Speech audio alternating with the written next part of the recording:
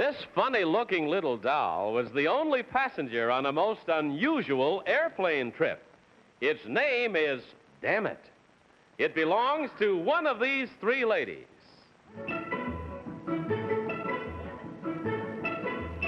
What is your name, please? My name is Betty Miller. My name is Betty Miller. My name is Betty Miller. Only one of these ladies is the real Betty Miller. The other two are imposters and will try to fool this panel. Tom Poston, Peggy Cass, Jean Rayburn, and Kitty Carlisle. On To Tell the Truth with your host, Bud Collyer.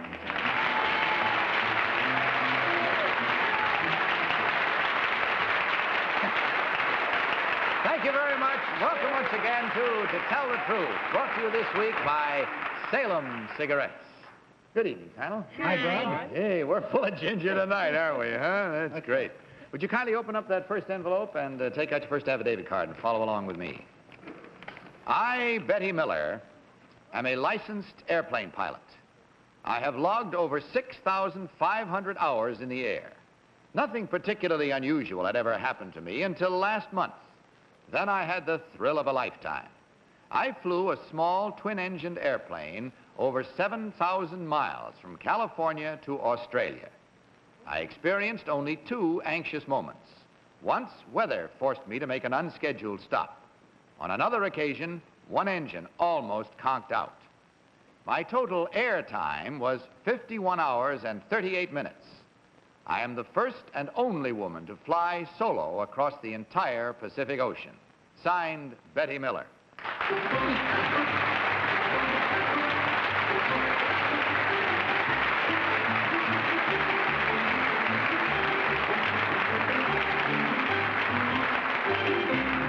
So, panel, we start this evening's festivities with three ladies, each of whom claims to be the same one. By name, Betty Miller. By fame, first woman to solo across the Pacific Ocean. And let's start this questioning with Tom Poston. Tom? Thank you, Bud. Number two, because your accomplishment reminds us all of Miss Earhart's tragedy when she attempted to do more or less the same thing. Am I correct in assuming that that was more or less her flight plan, the one you took, number two? Yes. Where do you suppose, where is the general guess that she went down? In the Philippines area. In the area of the Philippines. Thank you. Number three, your flight took 51 hours and 38 minutes. How long would hers have taken to do the same flight? I have no idea. Can you guess number two? I don't even know what kind of equipment she was flying. Thank you. Number one, what does it mean when somebody says that that airplane has two fans? Peggy. Thank you. Number one, why did you call that doll Dammit? That's what I felt like saying. Number two, who made Dammit? I mean, you know, where Manufacturer? Yeah, you know, is it an American doll, Dammit? I mean, is it called a Dammit when you go to Macy's to buy it? Say, give me one Dammit. I don't know. I see. Number three, planes were attacked by other little kind of things that they had dolls for once. Do you know the name of those? What was that? What is a gremlin, number three? What is a gremlin? A gremlin? Well, I know what it is, but I don't know how to explain it. Well, I see. Well, number one, where did you make your unscheduled stop? number one? Yes. New Caledonia. Thank you. Number two, what is the capital of New Caledonia? Jean Rayburn is the capital of New Caledonia. Jean? Number two, what is the cruising speed of your aircraft? 160 miles per hour. How many inches of mercury indicated at that speed? I don't know. Number one, how many inches of mercury indicated at your cruising speed? 2.5. Number three, I don't understand the connection between the doll and this unusual flight, and my hat's off to whoever did it. It's a daring feat. What is the connection between the doll we saw at the beginning and your trip? He was just a good luck token. And what's his name again? His name is Dammit. Yeah, well, I don't believe that part of it, but okay. Number two, what is the longest hop, non-stop hop you made on that trip? Oakland, Honolulu. Number one, how many gallons of gasoline? Kitty. Number one, what did you take off the plane with you when you landed eventually? I don't understand your question. What did you have in your hand when you landed eventually? What did you get off the plane with when you made your final stop? Damn it. And what else? I don't recall. Number two, what were you wearing for this flight? A shirtwaist dress similar to the one I'm wearing tonight. Number three, what did you take off the plane with you besides the doll? My purse? And what else? Anything else? No. Number one, how did you log all these hours? By flying. There you are. You ask a silly question, you get the same kind of an answer. And it's time for you to vote, so will you kindly do so? No time for any more questions, and of course, no consultation is allowed as you vote now for number 1, number 2, or number 3. Our team of challengers will, of course, get $250 for every incorrect vote. All ballots marked? Everybody through? All right. Tom, for whom did you vote? I voted for number 3. I didn't agree with the answer to Gene's question about the mercury on 1 and 2, so I voted for number 3. Peggy. Well, I didn't know anything about mercury, and she seemed to know something, so I voted for number 1. Gene, what is your choice? I voted for number 2 based on her suntan, figuring that she was out there. And then I finished wait, I'm not finished. And then I suddenly realized she gave me the wrong answer on inches of mercury. She said 2.5 inches, and I've forgotten what number 1 said, so my vote is for number 1. What says the 2.5 inches? Although it looks like I voted for a dollar sign. You changed from number 2? I changed from number 2 to number 1. There is an inviolable rule on the show that you're not permitted to change once having marked the ballots. True. Oh, it is? True. Yeah. No one... No, just forget. No one... Am I under arrest or anything? No. It's just a rule of the show, and I'm called to account afterwards if I let it go by. So I'm afraid I'm going to have to call out on number 2. All right. All right? Will you forgive me? Okay. All right. Kitty. I want to say that I'm delighted to meet you all because I think you've struck a blow for women, and anytime that happens, I'm delighted. Oh, come on, Kitty. And I voted for number 3 because I read somewhere where Mrs. Miller left the plane with her handbag in her hand, and I thought that was also very feminine, very dear. So we have it lined up that there are 2 for number 3, 1 for number 1, and 1, I'm sorry to say, for number 2. You can hold out against me that you really emotionally voted for number 1. I may be right. Don't be Well, sorry. let's find out. Okay. That's the way the votes line up. And so let's go right now to the moment of truth and learn which one of these ladies actually did that amazing flight of flying solo across the entire Pacific Ocean. So will the real Betty Miller please stand up?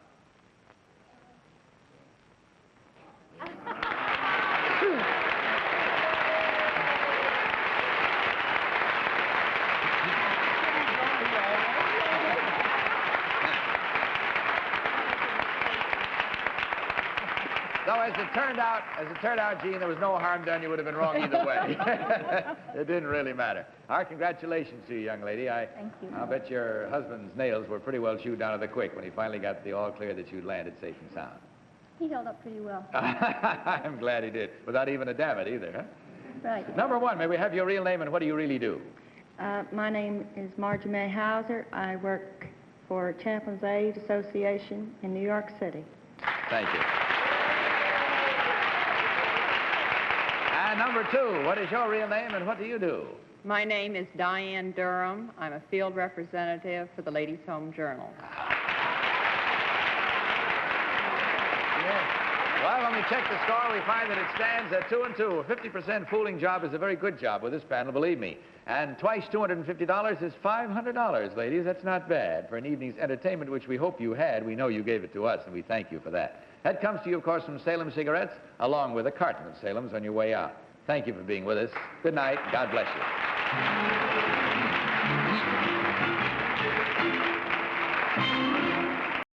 And now let's meet our next team of challengers.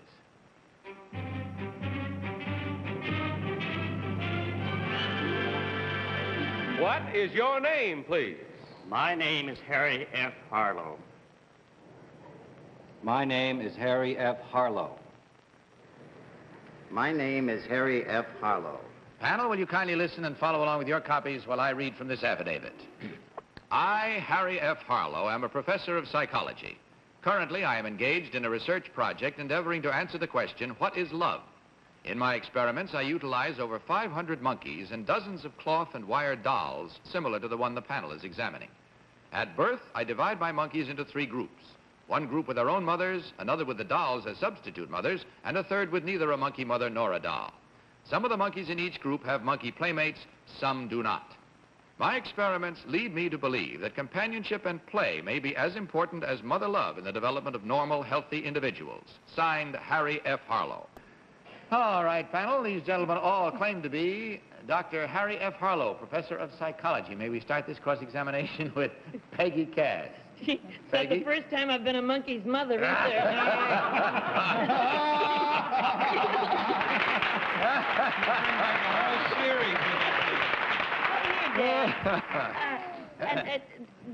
Mr. Harlow, number 2, in which university is this project being researched? Cornell University. Thank you.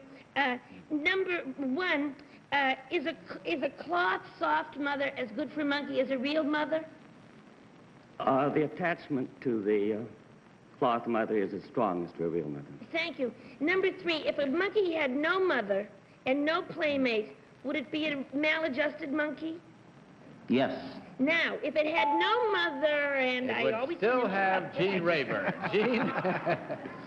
Number 2, how close are you to the resolution of the question, what is love? It'll take years. It will?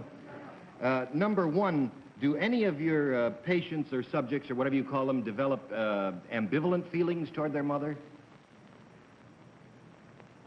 Not that I know of. Do you? Well, I don't know.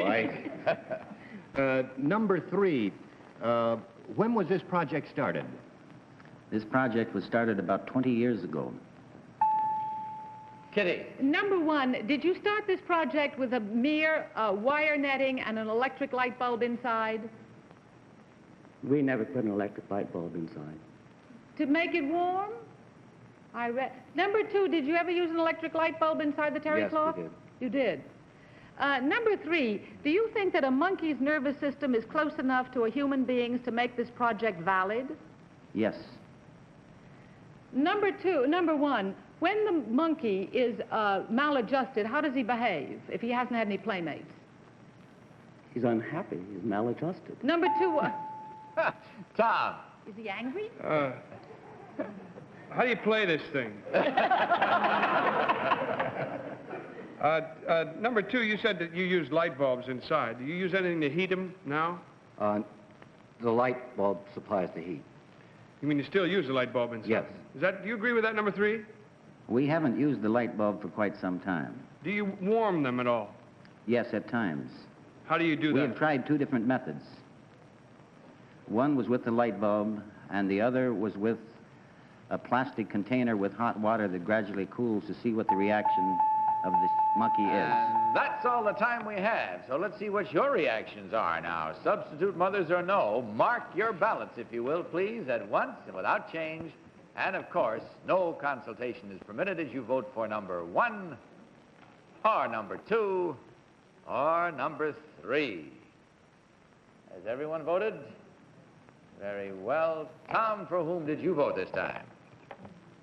I voted for number 3. First of all, he was the only one that answered me at any length. In the second place, he's just got that phony Dr. Muff on there. It's just the kind of thing that these nuts would do to us here on the panel, try to get us not to vote for him. So I say, he looks marvelous. All right. Peggy. I voted for number 1 because I thought he seemed as though he really knew about it. And like if you questioned him too much, he gave you sort of a dirty look, which means like you should know that. Gene, which one did you choose? Well, I didn't vote for number 1 because he gave me a dirty look. And I didn't vote for number 3 because he looks too professorial, and I figured, you'd have to bring someone like that in to try and get us to vote for him, so I voted for number 2. Well, you've got 3 choices, Kitty. With which one are you casting your lot? I'm delighted to vote for number 2 because this is a project I've read about for a long time, and I do know they started with electric light bulbs. I've threatened my children to give them one of those mothers when they get too tough. So I voted for number 2. All right, there we have it. Yes. And a real widely split up vote it is. 2 for 2, 1 for 1, 1 for 3. And with that, we march forward to find out who's right and who's wrong. Number 3 is Henry Morgan again. Let's learn now which of these is the real Henry Morgan, or rather, which one of them is the gentleman who is professor of psychology conducting these interesting experiments. Will the real Dr. Harry F. Harlow please stand up? Yeah! Peggy!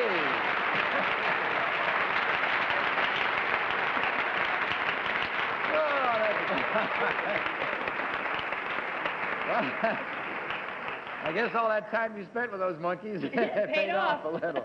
Yes, Didn't they use electric light bulbs to start with? In one minor experiment, we used a heating unit, not an electric light bulb. Thank you. You can't believe anything you read in the No, papers. you sure can. Number 2, may we have your real name, sir, and what do you really do? You got most of the votes. I'm Donald R. Osborne, and I'm a lawyer from New York City. He was pretty smart, wasn't he? Yes, a lawyer for what? New York City. And number 3, may I ask you your real name and what you really do, sir? My name is Bud Torini. I am an art teacher and a magician. Well, when we check the score, we find there are 1, 2, 3 incorrect votes. And at $250 each, gentlemen, that's a nice round total of $750 you take away with you. Yes, you can well afford to congratulate each other. It comes to you, of course, from Salem Cigarettes, who also have a carton of Salem's waiting for you as you leave. Our thanks, gentlemen. I hope you had fun. Good night, and God bless you.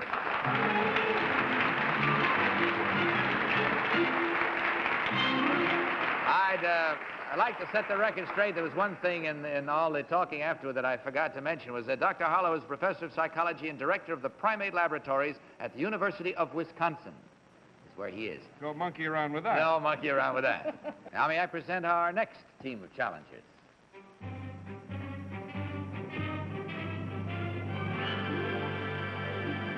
What is your name, please?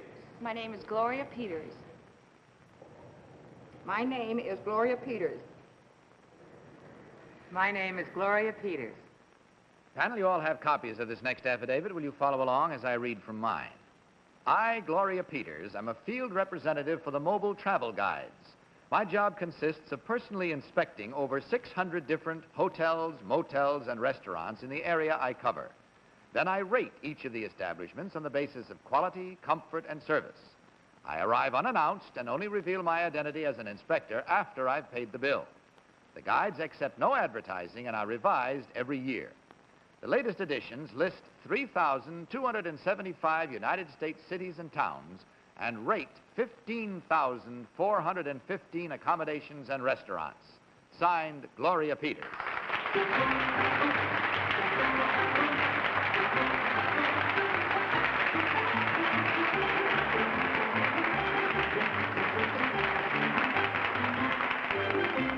And so we have 3 ladies, each of them claiming to be the same one, Gloria Peters, Mobile Guide Field Inspector.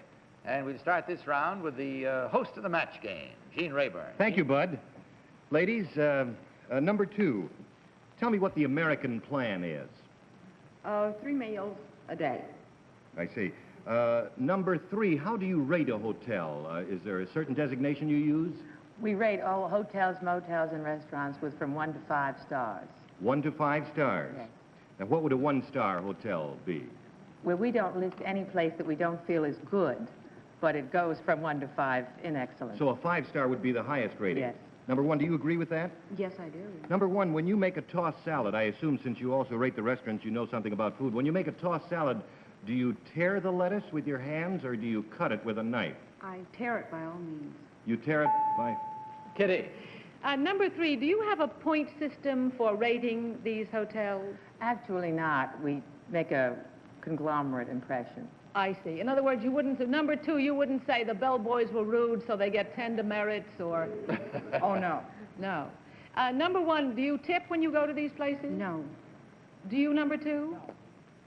Ah. Number 3, who publishes this mobile guide? Simon & Schuster. Number 1, who's the head of Simon & Schuster? I don't know the president. Number 2, do you know? I believe his name is Berger. Number 3, do you agree with that? Mr. Schuster, I think. Number 1, where is Simon & Schuster? It's in New York. Tom. Thank you. Do you tip number 3? If I'm eating or staying in the place I'm investigating? Yes. Yes. Well, number 2, do you? You said you didn't. Under those conditions, do you? Well, if I'm having my meals there, yes, then I tip. Because otherwise you'd tip your whole mitt, wouldn't you? That they'd know you must be somebody. If you didn't tip, they'd say, who is this? Must be from the mobile. Number 3, how thick is that guide? Oh, it's about so big. Thank you. Number 2, what color is the current one? It all depends on whether you want restaurant or your motel or hotel or resort. Peggy. Number 1, how many regional guides does Mobile Oil put out? 6. Thank you. Number 3, after you eat the meal, do you go and ask to see the kitchen? Yes. Thank you. Number 2, do you give extra points for washcloths and big soap? No, but You should. I think that's a good point. Thank you. Number 3, this seems to be patterned on a famous European guide, which gives 3 stars for restaurants. Could you tell me the name of that guide? The Guide Michelin. Thank you. Number 1, is Gloria Peters a trade name, or is it your real name? No, it's my real name. I see. I thought maybe you had a lot of Gloria Peters for each region. No, and that's all the time we have, too. So will you kindly mark your ballots right away, at once, and without change, and, of course, the usual barrier on consultation as you're voting. And vote for number 1, number 2, or number 3. Couldn't we ask a few more questions? I wish we could, but we can't. So I'll ask you a question, Tom, and it goes like this. For whom did you vote? I voted for number 2. Think fast. It's like a guess. What can I tell you, friends? Peggy. Well, I voted for number 3 because she knew about the Guide Michelin, and I don't know, she just seemed to be sort of hip about looking in the kitchen. I like her to look in the kitchen. I'd like to know it's clean up there. Gene Rayburn, which one do you think is the real one? I think Peggy asked the question, and so I voted for number 2. Now, I didn't know when she... Number 3 you voted number for. 3. This is my night, isn't it? No, Make but up your mind, you crook. she answered so quickly about the Geselmingstaft or whatever that was. And I didn't know whether it was right or wrong, but it sounded convincing. And what were you convinced by, and to what end? Kitty? I think number 3 gave marvelous answers, as did number 2, but we didn't ask number 1 enough. And I voted for her. Did you? All I right. did. Bless your heart. I'm so glad. I Good did. sound reason. I like that. Huh? Okay, split up high, wide, and handsome this time. Let's see whether we came up to the truth and shied away from it, or whether somebody got it and just who at the moment, as we learn which one of these ladies really is the field inspector for the mobile guide. So will the real Gloria Peters please stand up?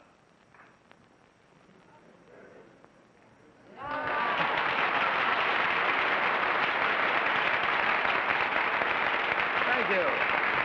Well, Peggy and Jean got together on that one. Shows you what wanting a clean kitchen will do. It leads you to the right answer, too. I think it's interesting to note that Gloria Peters is married. She is the mother of 5 children. She is currently a scholarship student at Seton Hall University, where she is studying law 5 nights a week. Wow.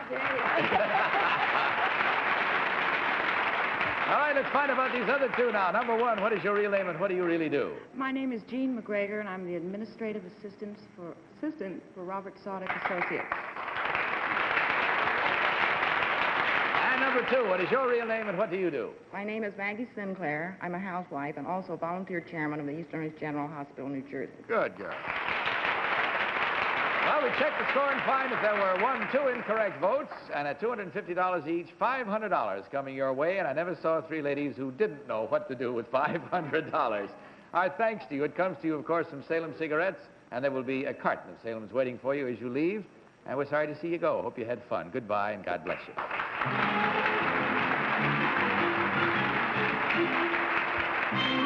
Well, I regret to say the time is all gone, and I thank you, panel. Good night to you. Good night, Bud. Good night to all of you. Don't forget to join us again next week, and I'll be with you tomorrow afternoon on the daytime show. In the meantime, may I remind you once again, this time for Salem Cigarettes, to tell the truth. Good night, everybody. To Tell the Truth is a Mark Goodson, Bill Todman production. Miss Carlisle Spurs by Hartenstein.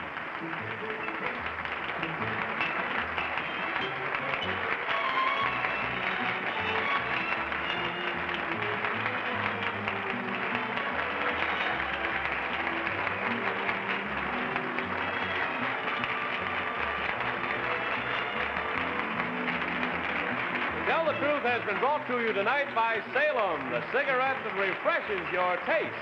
Johnny Olson speaking for To Tell the Truth. This program was pre-recorded.